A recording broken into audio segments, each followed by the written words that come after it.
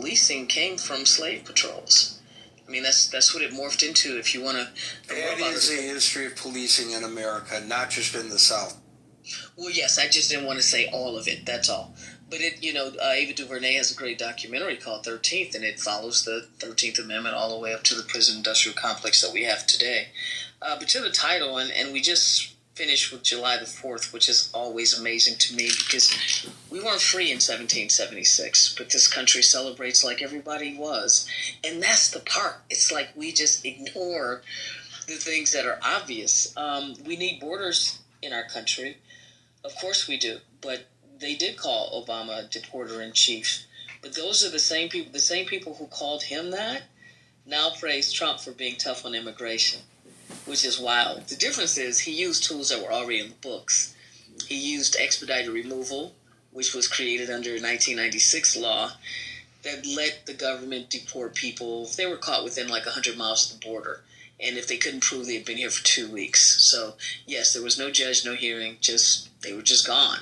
So Obama expanded that tool, especially during the child migrant crisis. Was it legal? Yeah. Was it fair always? Maybe not. But even with that, he tried to balance enforcement with compassion. Of course, he created DACA. I'm just speaking to some of the things that were said in comparing the two earlier. He mostly focused on people who just got here and people with criminal records. He wasn't criminalizing all immigrants or using them as political pawns. Now, of course, we see what's happening with Trump, and it's become a big spectacle. Even family separation became policy. And so the same people who trashed Obama are now clapping for Trump, which is crazy. It's not the message, it's the messenger.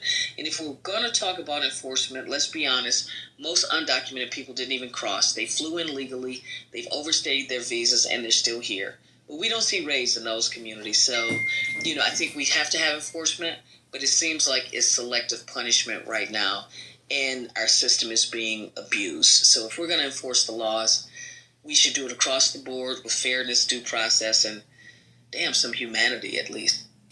That's a really interesting point, Madsen, and I'm glad you mentioned it. I know lots of people who are here having overstayed their visa from Israel and from Ireland. Lots of people. And they are not fearful that they're going to get picked up in a jackbooted thug-type ICE raid. Hero. I'm walking in the rain in British Columbia. They call it liquid sunshine. Isn't that nice? Yeah, it's un-American. Is the sun